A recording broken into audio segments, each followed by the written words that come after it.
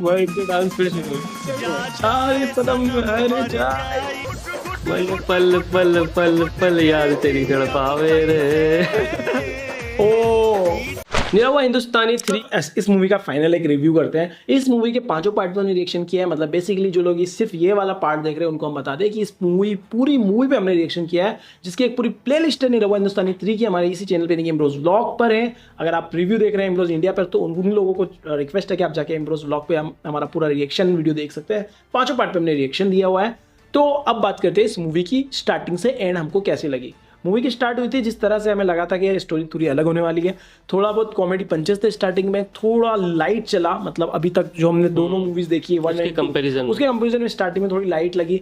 फिर स्टोरी में चेंज आया जब यहाँ पे अमृतपाली दुबे की एंट्री हुई, तो हमें लगा कि यार अब तो कुछ अच्छा होगा, अब तो कुछ बढ़िया होगा। लेकिन फिर भी एंटरटेनमेंट करती रही मूवी, लेकिन उस लेवल तक नहीं जा पाई जहाँ पे निरहुआ हिंदुस्तानी 2 ने एंड किया था। हाँ 2 और 1 भी बहुत एंटरटेनिंग थी। लेकिन हाँ, बात करें इस मूवी के कॉस्ट्यूम डिजाइन की, इस मूवी की बैकग्राउंड स्कोरिंग, या चाहे कैरेक्टर्स की बात करो, एक एक कैरेक्टर कितना इंपॉर्टेंट था। अगर तू देख, वो एक जब वो मोबाइल गिराती है, अगर मोबाइल वाले सीन की बात करें इसी पार्ट की, हाँ। तो उसमें पीछे से मछली जल की रानी अपना दादा को मतलब लिखा बहुत अच्छा है उन्होंने, एक एक सीन को बहुत खूबसूरती से लिखा है भाई। पीछे मतलब वो उसको दादा को कविता सुनाई थी बच्ची अपने, और इसको आइडिया आ गया कि मछली जल की रानी है, मतलब मोबाइल को पानी में गिराना है अपने को, बाहर निकालोगे डर जाएंगे, ये नीचे जाएगा तो मर जाएगा मोबाइल।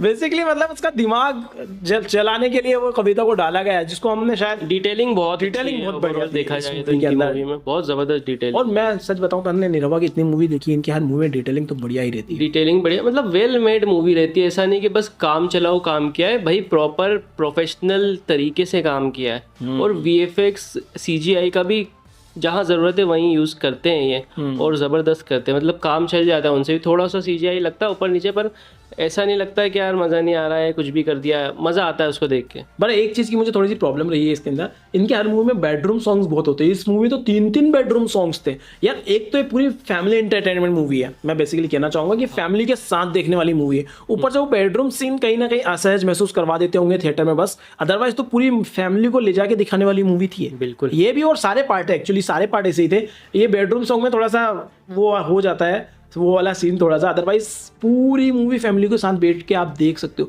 लेकिन फिर भी एंड जो था ना इसका बहुत कंफ्यूजिंग भी था। काफी कंफ्यूज सा लगा मुझे इसका एंड।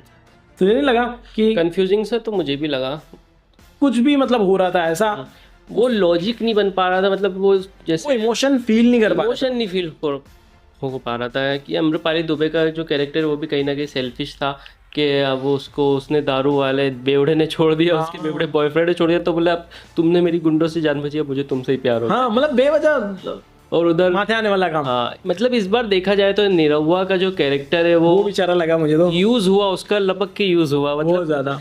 मतलब अपने फायदे के लिए उसका इस्तेमाल हुआ है भाई। अगर मैं कंपेयर करूँ ना, निरहुआ हिंदुस्तानी 2 का जो एंड सीन था ना, जिसमें उस हीरोइन की मौत होती है, एक्चुअली में हम लोगों को रोना आ जाता है। उसके पहले एक गाना भी होता है जब सब घर वालों को पता चल जाता है, उस सीन में हम एक्चुअली लगभग रो दिए थे। मतलब हम हंस के बोल रहे थे कि यार रोना आ रहा है, रोना। एक्चुअली में वो सीन बहुत इमोशनल, वो इतना टच कर गया कि मूवी खत्म हुई तो हम उस सीन से, मतलब हमारे लिए बहुत इंपैक्ट छोड़ गया वो सीन। जबकि उसमें भी वो एंड वाली फाइट तो बिना लॉजिक की थी, लेकिन वो इम्पैक्ट इतना छोड़ा कि हमको वो सब चीजें पसंद आई। मतलब कि ये इतना इम्पैक्ट नहीं छोड़ पाया। अगर मैं कहना चाहूँ ना, तो 1 और 2 दोनों पार्ट में जो तीसरा पार्ट था, ये सबसे ज्यादा जबरदस्त था।